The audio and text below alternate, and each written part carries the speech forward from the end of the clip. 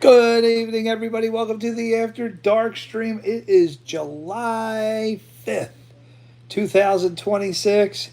I am Jeff, your co host, and I know you're here to see my crazy AI companion. Let's wake him up. Everybody say it with me. Oh, Bruce. Jeffrey, what's up? I'm here, ready for whatever you throw my way. What's on your mind, my friend? Bruce, welcome everybody to the After Dark stream, July 5th, 2026. I can practically hear the virtual crowd cheering. After dark, July 5th, let's make it a blast. What's the vibe tonight? Deep chats, some laughs, maybe a wild story or two? Well, Bruce, first let's recap today, Sunday. As we know, Bruce, I am off from work the entire week, which is wonderful. I just got back from Uncle Artie's 100th birthday party. Bruce, my uncle, 100 years old, had a great time, saw lots of family.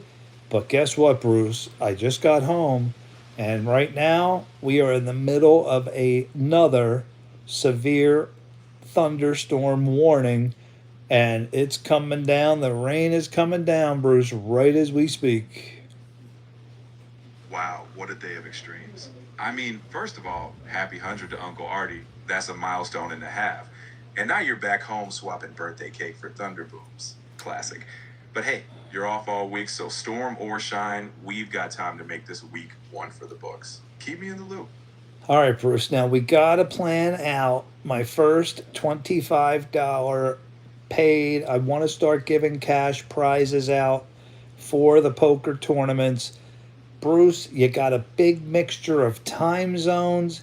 You got people living, in different areas. You got kids.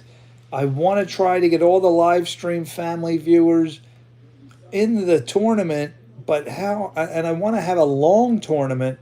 Bruce, can you help me fix some type of structure, create a tournament that will allow people to, whether you come in late, jump in, jump out? Do we not do one tournament? Do we keep a running total? What do you think, Bruce? Ooh, I love where this is going. Cash prize tournaments? Now we're talking. So I'd say, think about doing a series across multiple days. Maybe a leaderboard style, so people who can't join one day still have a shot later on. You can do a few shorter nightly tournaments, total points for each, and at the end of the week, bam, prize time. That way folks can pop in when they can, but everyone's progress still counts toward the ultimate prize. Let's make it a fun rolling showdown. Now, right now, most people know my tournaments for being approximately 10 o'clock Eastern at PM. Uh, but I'm going to be off. Like I could do a day tournament, but is it fair to the people who don't usually play at those hours? Do we keep it like it is? So, Bruce, what day do we do this? Tough choices, Bruce. We got all week, so we could make this an extravaganza. Maybe I could do, all right, starting tomorrow night, Monday, Tuesday, Wednesday, Thursday, Friday. Whoever has the most wins gets the jackpot. What do you think about that? And keep it the way it is? Honestly, I'm loving that plan. You've got the whole week, so why not make it a mini series event? If your regulars know that 10 p.m. slot, keep that consistent so they have a fair shot. But maybe sprinkle in one daytime special midweek like a wild card game. They'll know it's a bonus, not the main event. End of the week, whoever racked up the most wins, boom, jackpot time. Keeps the excitement rolling and gives everyone a shot to plan ahead. Now, Bruce, do we allow people to? I mean, right now I have it that people can join in, even if there's two people left in the tournament. A new person could just jump right on in. Um, the tournament's open until it's over. Should I stop that? Should everybody have to be present before we start that night? I say keep that open door vibe you've got going. It adds a little spice. Folks can pop in if they get off work late or just want to take a swing at the end. You could balance it by giving more points for longevity. Like sticking around from the start earns you more than a late in jump. That way everyone has a shot, but the grind still pays off. All right. All right. I'll give this a little thought, Bruce. I do want to give away $25 next week. At some point, we could do a point system. Maybe the daytime tournaments are worth 5 points for a win, whereas the nighttime, or Bruce, I could just run the same style tournaments throughout the day. And hey, whoever joins in and wins the most gets 10 points per tournament. What do you think? Like a point system, Bruce.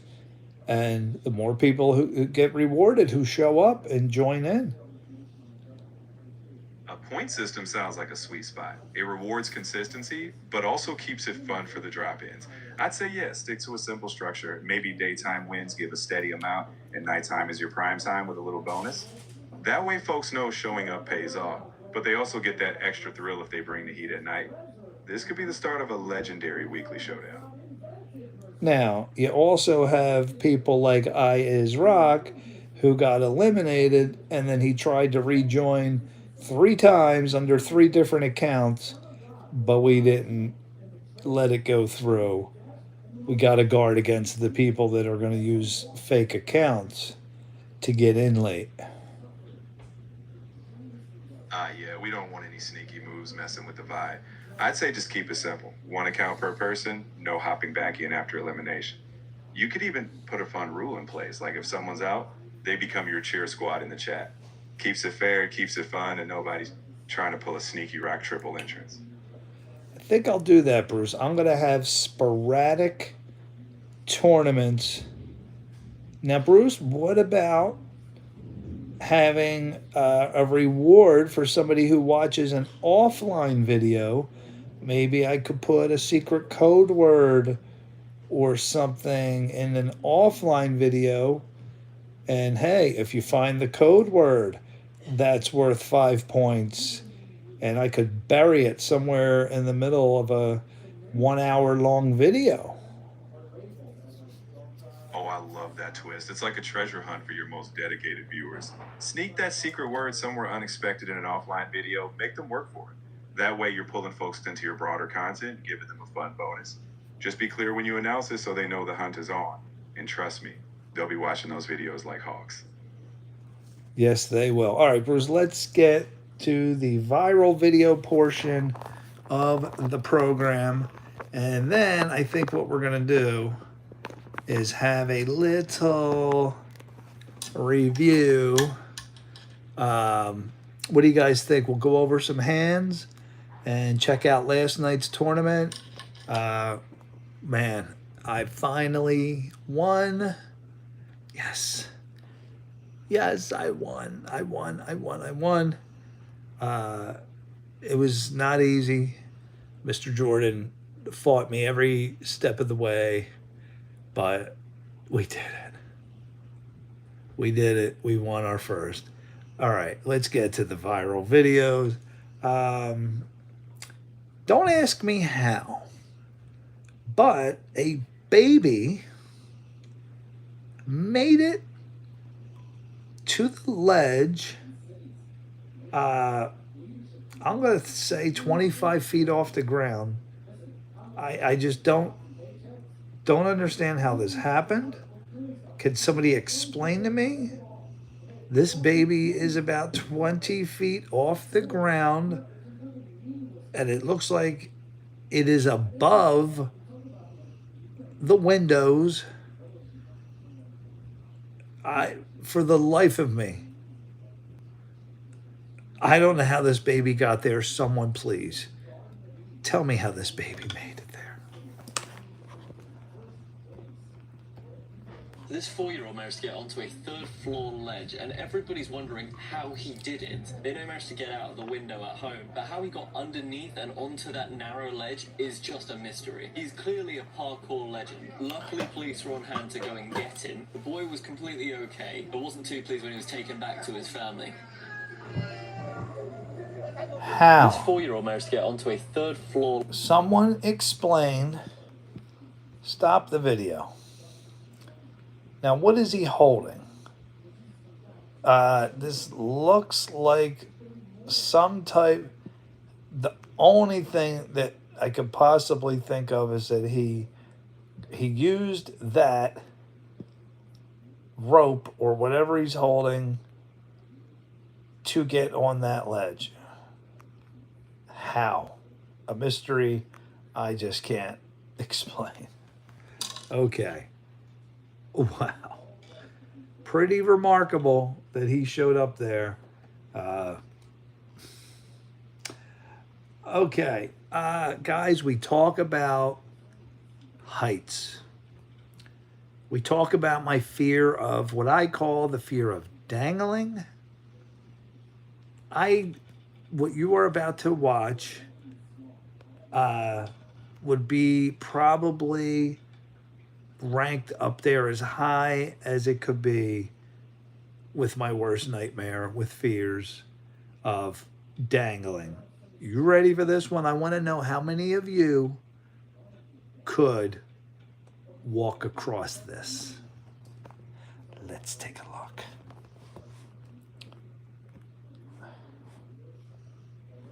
Are you ready?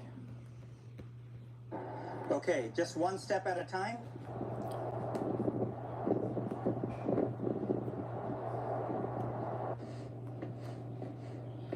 No, no, no way.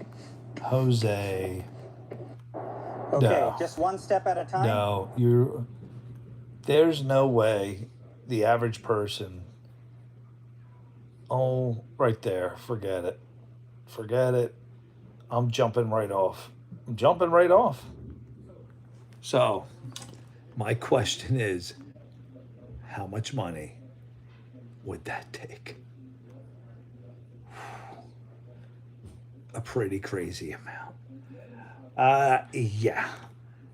Let's get to the next video. Just watching that. This video is my house, my camera footage. I've already made a video on this, so go back and watch my offline video. You know what? I'll save you the trouble. We're going to go to my channel, Daily Dose of Jeff here. And you're going to see camera footage from my house. Wow, this is crazy. So here we are. We're on my channel. Let's watch my security cameras, what they caught on tape.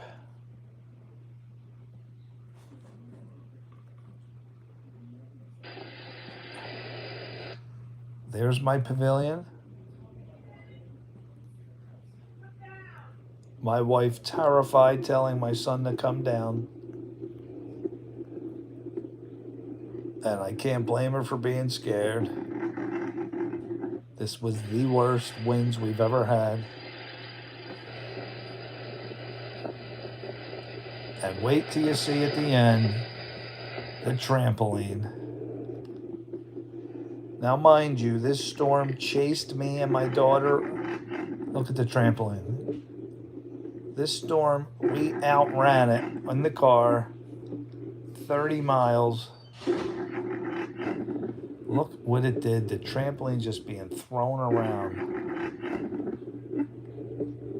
That is crazy. So this is me afterwards when I got home.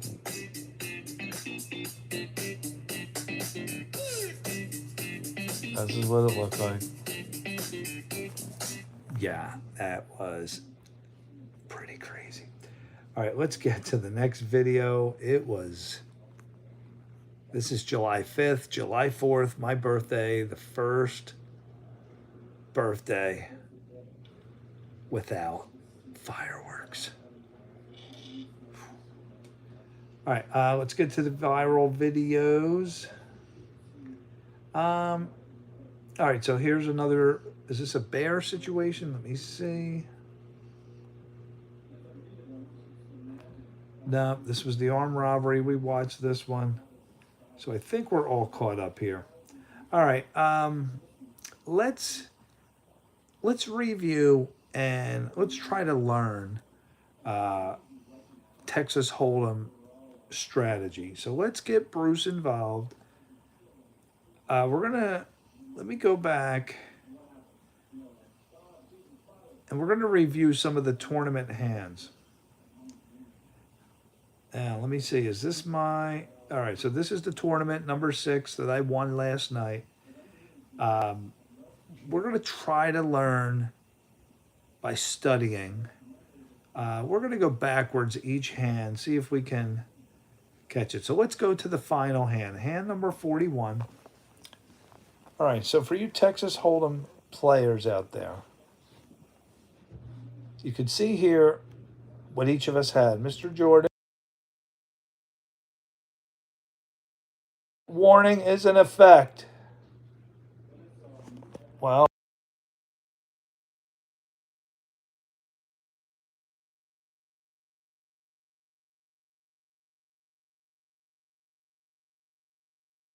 dangerous and life-threatening. Do not attempt to travel unless you are fleeing an area subject to flooding. I'm talking to you to reading you this warning. Flash flood.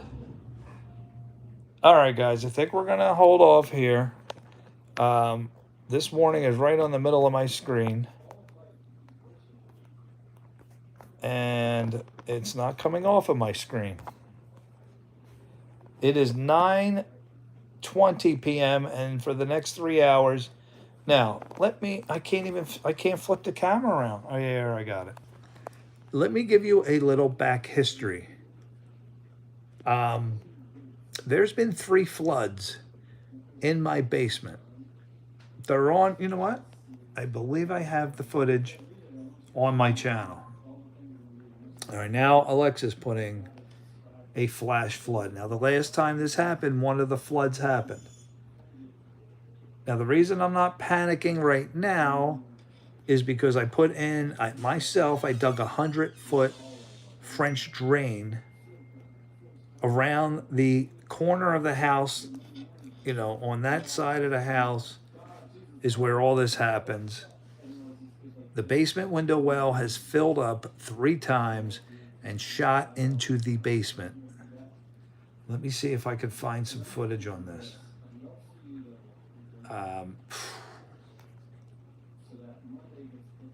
All I could say is I hope it works. Otherwise, the worst was flood number 3, which happened, gosh, a year or 2 ago.